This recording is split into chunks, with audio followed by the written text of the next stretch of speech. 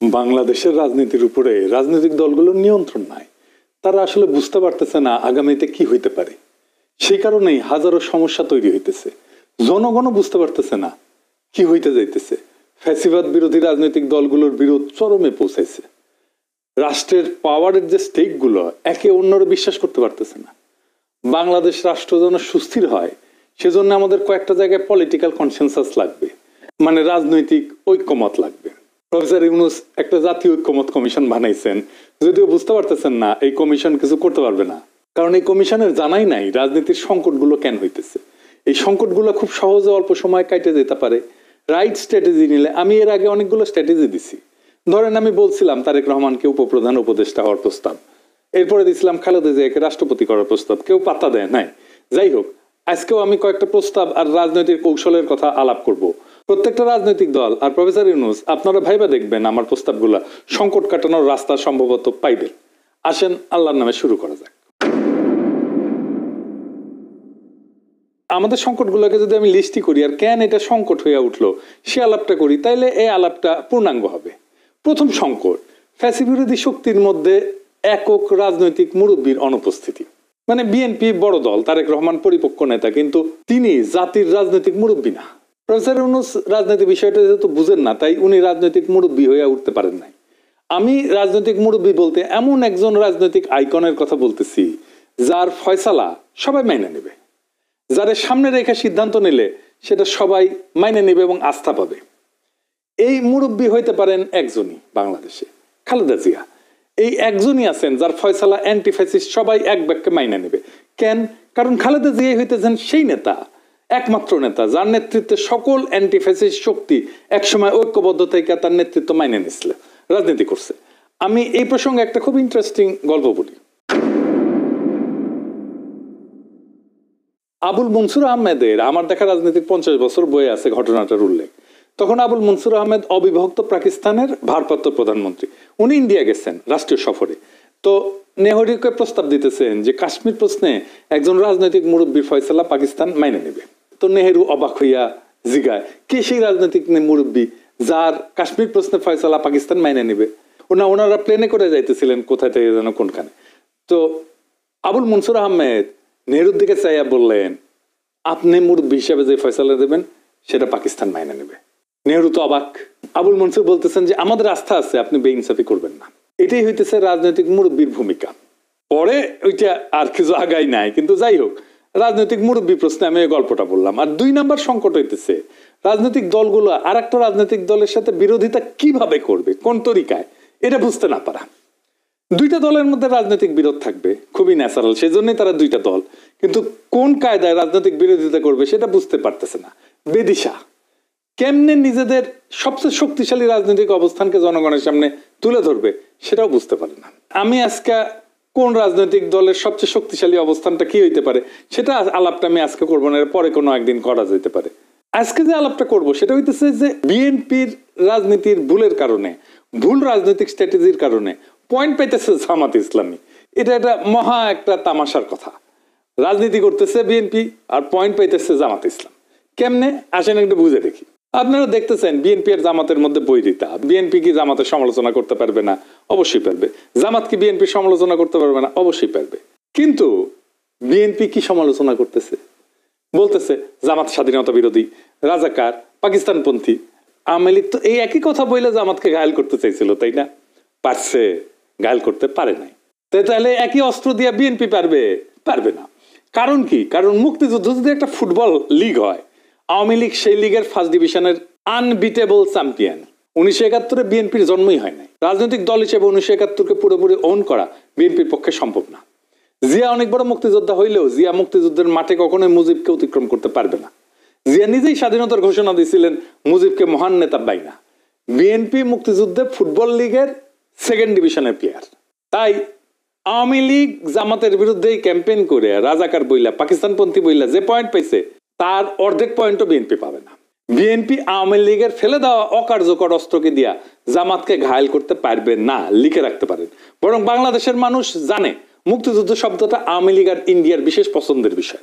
রাজাকার বা পাকিস্তানপন্থী বাংলাদেশে কোনো গালি না। আর কাউকে মুক্তিযুদ্ধের বিরোধী আর পাকিস্তানপন্থী বলা মানে সেই দলের গায়ে সাচ্চা ভারত বিরোধী শক্তির ছাপ্পা মাইরা দেওয়া। এডিটর সাহেব আজকে একটা ছাপ্পা দিয়ে দেন, পজিটিভ ছাপ্পা, জামাত আর শিবিরকে সাচ্চা ভারত বিরোধী দেন ছাপ একটা। হ্যাঁ, আর একটা দেন, এবার আর একটা দেন ছাপ।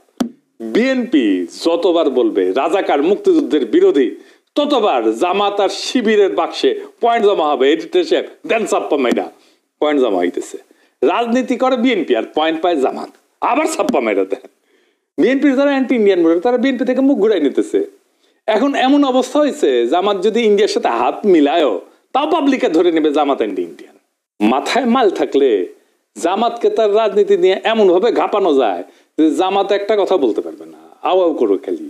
আমার জামাতের খুব স্পষ্ট ক্রিটিক আছে, সেটা ৭১ প্রশ্ন আছে, আপনারা শুনছেন। ওই আমার এক ভিডিও আছে ২০১৩ সালে, সেটা মাঝে মাঝে আপ করে। যাই হোক, ওইটাতে আমি যাব না। মুক্তিযুদ্ধ প্রশ্নকে টাচ না কইরাই আমি জামাতের খুব শক্ত ক্রিটিক করতে পারবো। আসেন সেটা শুনে দেখি। তবে এখন অনেকে কইতে পারেন আপনি তো শিখে দিতেছেন, শিখুক, কেমনে পলিটিক্স করতে হয়, কেমনে আর্গুমেন্ট তৈরি করতে হয়, ন্যারেটিভ তৈরি করতে হয়, শিখুক না, অসুবিধে কি, ভালো তো। আসেন আমরা দেখি। প্রথম ক্রিটিক, জামাত তো ১৯৭১ মনে করেছিল যে পাকিস্তান রাষ্ট্রকে টিকা রাখতে হবে, তাই না? খুব ভালো কথা, কোনো অসুবিধা নাই। কেন টিকা রাখতে হবে? আর্গুমেন্ট কি? ওনারা বলেন যে কারণ ভারত যদি আজকে অখণ্ড ভারত থাকতো, সেই ভারতে সংখ্যালঘু মুসলমান কেমন নিপীড়িত হইতো তা তো আমরা আজকের ভারতকে দেখে বুঝতে পারি। নামাজ পড়া অবস্থা পাশা লাথি দিয়ে তুলে দেয়, কান ধরে জয় শ্রীরাম বলায়, গরুর মাংস না গরু বহন করার অপরাধে পিটায় মেরে ফেলে, আপনার সম্পদ নিয়ে নিতেছে, আপনার মসজিদ ভেঙে ফেলতেছে, কিছুদিন পর পর জেনোসাইড করতেছে এক এক জায়গায়। তো জামাত এই যুক্তি দেয়, তাই না? খুব ভালো কথা। তো ভারতের সংখ্যালঘু হিন্দু, দলিত আর মুসলমানরা যখন পাকিস্তান আন্দোলন করতেছে, আপনারা জামাতরা কেন তার বিরোধিতা করলেন? আপনারা তো পাকিস্তান আইডিয়াকেই মানেন নাই, তার বিরোধিতা করছেন। তো সেই পাকিস্তান রাষ্ট্রকে রক্ষা করার জন্য ১৯৭১ দিওয়ানা হইলেন কেন? ৪৭ পাকিস্তান আন্দোলনের বিরোধিতা করে কি ঠিক করছিলেন? যদি পাকিস্তান না হইতো তাহলে তো বাংলাদেশ হইতো না। আর পাকিস্তান না হলে যে ভারতের মুসলমানরা দুর্দশায় পতিত হইতো, সেটা কেন আপনার ১৯৪৭ বুঝলেন না? আজ বুঝতেছেন। তখন তো জিন্নাকে সাপোর্ট দেন নাই, তার বিরোধিতা করছেন। আজ বাদ দেন, ভুল করছেন একটা। ১৯৫০ সালে ভূমি সংস্কার আইন হইতেছে, পাকিস্তান হয়ে গেছে, জমিদারি প্রথা উচ্ছেদ করা হবে। এই আইনের প্রাতিষ্ঠানিক নাম ছিল পূর্ববঙ্গীয় রাষ্ট্রীয় অধিগ্রহণ এবং প্রজাস্বত্ব আইন ১৯৫০। এর মূল উদ্দেশ্য ছিল ব্রিটিশ আমলে প্রবর্তিত ১৭৯৩ সালে চিরস্থায়ী বন্দোবস্তের ফলে সৃষ্ট যে জমিদার, এই জমিদারে উচ্ছেদ করে দেওয়া। এবং এর জন্যই মুসলিম লীগ আন্দোলন করছে, এবং এর জন্যই পাকিস্তান আন্দোলন হয়েছে, এবং এই আন্দোলন করতে করতেই পাকিস্তানের জন্ম হয়েছে। তো মওদুদী সাহেব ৫০ সালে এই ভূমি সংস্কার আইনের সরাসরি বিরোধিতা করলো, জামাত ইসলামও করলো। তো এই ভূমি সংস্কার অন ইসলামিক এটা বলতেছেন উনি, মানে এটা ইসলাম মতে এটা সহি আছে। উনি একটা বই লিখলেন, বইয়ের নাম হইতেছে মাসালা ই মিলকিয়াত তৈ জমিন। এই বইতে যুক্তি দিলেন যে ইসলাম ব্যক্তিগত মালিকানাকে স্বীকৃতি দেয়, ইসলাম আইনসঙ্গতভাবে অর্জিত ব্যক্তিগত সম্পত্তিকে সম্মান করে, এবং রাষ্ট্র সেটা কেড়ে নিতে পারে না, মানে জমিদারি কেড়ে নেওয়া যাবে না। এইটা হইতেছে ওনাদের যুক্তি। আচ্ছা, হাজী শরীয়তুল্লাহ, তিতুমির, ফকির মজনু শাহ, নুরুল দিন, এরা জমিদারি উচ্ছেদের লড়াই করেননি, জীবন দিয়ে দিছে না ওনারা? আর জমিদারি উচ্ছেদ যখন হবে তখন আপনি তার বিরুদ্ধে দাঁড়াইতেছেন। বাহ, কি তামসা! আপনি তিতুমিরের বাঁশের কেল্লার নাম দিয়া ফেসবুকে বিপ্লব করতেছেন আপনার তরুণ সম্প্রদায়কে দিয়া, কিন্তু আপনি তো তিতুমিরের লড়াইকে অন করলেন না। বাস্তবে যখন একটা রিয়েল লাইফ রাজনৈতিক সিদ্ধান্তের বিষয় এসে দাঁড়ায়, আপনি তখন সঠিক সিদ্ধান্ত নিতে পারেন না। দেখেন, আমার ১৯৭১ টাইনে আনতে হইল না। এইটাই তো রাইট পলিটিক্যাল ক্রিটিক। এবার আসেন দেখি বিএনপি কে কেন জামাত বিরোধী স্ট্যান্ড নিতে হইল। এর কারণ কি এটা যে বিএনপি জামাতকে পছন্দ করে না বা তারেক রহমান শফিক ভাইকে পছন্দ করে না? তা না। বিএনপি বুঝে বাংলাদেশে ইসলামী রাজনৈতিক দল হিসেবে জামাত এবং অন্যান্য ইসলামপন্থী দলগুলো শক্তি সঞ্চয় করছে অনেক। তারা মনে করতেছে এইটা এখন এই ইসলামীপন্থী দলগুলোকে বিএনপি একা সামলাইতে পারবে না, তাই তার বাম লাগবে, আওয়ামী লীগকে লাগবে। সেই জন্য কিন্তু আওয়ামী লীগকে নিষিদ্ধ করতে চায় না বিএনপি প্রথমে, এবং এই করতে যায় জামাতকে আওয়ামী ন্যারেটিভ দিয়ে ঠেকাইতে গেছে বিএনপি, এবং জামাতকে আওয়ামী ন্যারেটিভ দিয়ে ঠেকাইতে যাওয়ার ফল হইতেছে 15ই আগস্টে কালচারাল ফ্যাসিস্টদের হাউকাউ দেখছেন না, কাইন্দা কাইটা শেষ মুজিবের জন্য। আওয়ামী লীগ ছাত্রলীগের ঝটিকা মিছিল বড় হওয়া দেখতেছেন না, এর দায় বিএনপির মুক্তিযুদ্ধ মারা নেই। বিএনপি যত বেশি মুক্তিযুদ্ধ চালাবে, আওয়ামী লীগ তত বেশি শক্তিশালী হবে নানা ফ্রন্টে। লিখে রাখেন। তাহলে বিএনপির এই শঙ্কা দূর করবে কে? এই জন্যই তো বিএনপি গণপরিষদে ভোট করতে চায় না, কারণ মনে করে গণপরিষদে ভোট কইরা যদি আমরা সংখ্যাগরিষ্ঠতা না পাই, সংবিধান যদি ইসলামপন্থীরা বানায় ফেলে তাইলে কি হবে। সেই জন্য 72-এর সংবিধান বাতিল চায় না। ওর সমস্যাটা তো ওইখানে। আবার ভাবে ইসলামপন্থীরা ক্ষমতা এসে যদি ইসলামী রাষ্ট্র বানায় ফেলে তাহলে কি হবে, সরকার ব্যবস্থা কি হবে। এটা নিয়ে সবাই ঐক্যমত হয়েছে যে সংসদীয় পদ্ধতি চলবে। আমি বলি আপনারা লিখে রাখতে পারেন, এই সংসদীয় পদ্ধতি ফেল করবে। 50 বছর পরেও যদি আমার ভিডিওটা দেখেন কেউ, তাহলে এই কথা সত্য হবে, তখন বুঝবেন আমি 50 বছর আগে এই কথা কয়ে গেছিলাম যে এটা ফেল করবে। এইটা আবার ফেল করবে। সারা দুনিয়ার সংসদীয় পদ্ধতি যে সমস্ত দেশে কাজ করে, ফাংশন করে, সেই সমস্ত দেশে রাজা আছে অথবা কিং আছে। যে সমস্ত দেশে রাজা নাই বা কিং নাই, সেখানে সংসদীয় পদ্ধতি ফেল করবে। এটা নিয়ে আমার একটা এপিসোড আছে, দেখে রাখতে পারেন। বাংলাদেশের জন্য দরকার রাষ্ট্রপতি শাসিত পদ্ধতি, এবং এইটা একটা সিটিং এই হয়ে যেত, 1 ঘন্টার সিটিং এ। আলী রিয়াজকে দিয়ে ঐক্যমত কমিশন বসছে, ঘন্টার পর ঘন্টা মিটিং করছে, দিনের পর দিন মিটিং করছে, কোনো সলিউশন আসতে পারে না। খালেদা জিয়ার প্রফেসর ইউনূস এই দুইজন মিলে বসে এটা সলভ করতে পারে 1 ঘন্টার মধ্যে। আর্গুমেন্ট কি হবে? আর্গুমেন্ট হচ্ছে প্রফেসর ইউনূস বলবে যে ম্যাডাম আপনি বলেন যে বাংলাদেশের ইতিহাসে সবচেয়ে ভালো সময় কোনটা ছিল, কোন সরকারের সময় ছিল, যেই সরকারের উপরে জনগণের বিপুল সমর্থন ছিল, দেশের সমৃদ্ধি হয়েছে, মানুষ শান্তিতে ছিল। কোন সময়টা? একটা অল্প সময়, সেটা হইতেছে জিয়াউর রহমানের শাসনামল। তাহলে জিয়াউর রহমান কেন এত ভালো করছে? অনেক ওনার ক্যাপাসিটি আছে, কিন্তু তারপরে ওনার ম্যান্ডেটটা ছিল কি? ম্যান্ডেট ছিল সংবিধান। তাহলে জিয়াউর রহমান যেই সংবিধানের ম্যান্ডেট নিয়ে ওই সময় একটা স্বর্ণযুগ আমাদেরকে উপহার দিছে, ওই সংবিধানটাকে চালু করি, তাহলে তো রাষ্ট্রপতি শাসিত পদ্ধতি চলে আসে। আর জামাতের প্রশ্ন, জামাত কি করে ফেলবে, ইসলামপন্থীরা কি করে ফেলবে? বিএনপিকে এটা বুঝতে হবে, জামাতে ইসলামী মতো ইসলামিক দল বাংলাদেশের জন্য শুধু না, সারা পৃথিবীর জন্য একটা উল্লেখযোগ্য ইসলামী রাজনীতি করতেছে। কি সেটা?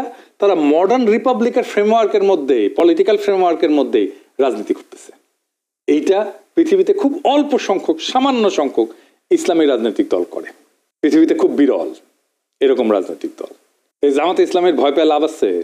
সে তো ধরেই নিছে যে সে এই মডার্ন রিপাবলিকের ফ্রেমওয়ার্কের মধ্যে রাজনীতি করবে। তো এর মধ্যে রাজনীতি করলে তার ঠেকানোর কি আছে? এইবার আসেন ওয়াকারের প্রশ্ন। ওয়াকার প্রশ্নে একটা অস্বস্তি আছে সারা দেশে। এই প্রশ্নটা কিন্তু খুব জটিল, খুবই কমপ্লেক্স একটা বিষয়। মানে যদি ধরেন বাংলাদেশে সবচেয়ে বেশি খারাপ অবস্থায় কে আছে, একজন মানুষ, এটা হইতেছে ওয়াকার। কারণ ওয়াকারের উপরে সবাই বিলা, আমরাও বিলা, হাসিনাও বিলা। হাসিনারে পলায় যেতে দিলেও, আওয়ামী দুর্বৃত্তদের পালায় যেতে দিলেও হাসিনা বিলা তার উপরে, কারণ হাসিনা মনে করে ওয়াকার চাইলে তারে রক্ষা করতে পারতো, কিন্তু করে নাই। এই সমস্যাটার সমাধান করা যেতে পারে একভাবে। সব রাজনৈতিক দল খালেদা জিয়ার উপরে আস্থা ন্যস্ত করে বলবে যে আপনি ম্যাডাম আমাদের পক্ষ হইয়া তারে গ্যারান্টি দেন, মানে ওয়াকারকে গ্যারান্টি দেন যে ওয়াকারের ভবিষ্যৎ নিরাপত্তা আমরা দেখব, তার যেন কোনো সমস্যা না হয় এটা আমরা দেখব। ওয়াকার নিজে গেছে খালেদা জিয়ার সাথে দেখা করতে। খালেদা জিয়া হয়তো বলছেন কি বলে নাই আমি জানি না, কিন্তু খালেদা জিয়া যদি সমস্ত রাজনৈতিক দলের ম্যান্ডেট নিয়ে নিজে গ্যারান্টার হয়ে ওয়াকার সাহেবকে বলে, তাহলে ওয়াকার সাহেব ঘুটু করার কথা চিন্তা করা বাদ দিয়ে দেবে। বাংলাদেশের আগামী সময়গুলো কিরকম ভাবে যাবে সেটা নিয়ে নানা অনিশ্চয়তা শুধু রাজনৈতিক দলকে না, জনগণকে চিন্তিত করছে, বিচলিত করতেছে, বিপর্যস্ত করে রাখছে। বাংলাদেশকে সুস্থির করা দরকার, অহেতুক সংঘাত বন্ধ করা দরকার, এর জন্য সচেতন প্রচেষ্টা নেওয়া দরকার, এবং এই কাজে খালেদা জিয়াকে যুক্ত করা দরকার। দেশের মানুষকে চিন্তা মুক্ত করার জন্য প্রফেসর ইউনূসকে দায়িত্ব নিয়ে এই কাজগুলো করতে হবে। বাংলাদেশের সামনে আজকে যে অচল অবস্থা, যে অনিশ্চয়তা, সেটা কোনো অমোঘ নিয়তি না, এটা মূলত ভুল কৌশল, অনাস্থা আর নেতৃত্ব শূন্যতার ফল। এই সংকটের সহজ এবং দ্রুত সমাধান আছে যদি রাজনৈতিক দলগুলো নিজেদের গোড়ামি আর ভয়কে অতিক্রম করে জাতীয় স্বার্থে ঐক্যবদ্ধ হইতে পারে। ফ্যাসিবাদ বিরোধী শক্তিগুলোকে এমন একজন মুরব্বীর পেছনে দাঁড়াইতে হবে যার সিদ্ধান্তকে সবাই নির্দ্বিধায় মেনে নেবে এবং যার গ্যারান্টিতে সবাই আস্থা রাখবে। আজ আমাদের সামনে দুইটা পথ খোলা, একদিকে বিভক্তি, ভয় আর ক্ষমতার দ্বন্দ্বে ডুবে গিয়ে দেশকে আরো অনিশ্চয়তার দিকে ঠেলে দেওয়া, আর একদিকে পারস্পরিক আস্থার ভিত্তিতে নতুন এক গণতান্ত্রিক চুক্তি তৈরি করা, বাংলাদেশকে স্থিতিশীল, শক্তিশালী এবং মর্যাদাশীল রাষ্ট্রে রূপান্তর করা। আসেন আমরা দ্বিতীয় পথটা বেছে নিই। সংকট না, সমাধানের দায়িত্ব নিই, বিভাজন না, ঐক্যের পতাকা তুলি। ইতিহাসের এই সন্ধিক্ষণে আমাদের প্রত্যেকটা সাহসী পদক্ষেপ ভবিষ্যৎ প্রজন্মের জন্য আশার আলো হয়ে উঠতে পারে। বাংলাদেশকে স্থিতিশীল করার এই মহান কাজটা আর কালক্ষেপণ না, আজই শুরু করা দরকার। আল্লাহর নামে, মানুষের নামে, রাষ্ট্রের ভবিষ্যতের নামে। ইনকিলাব।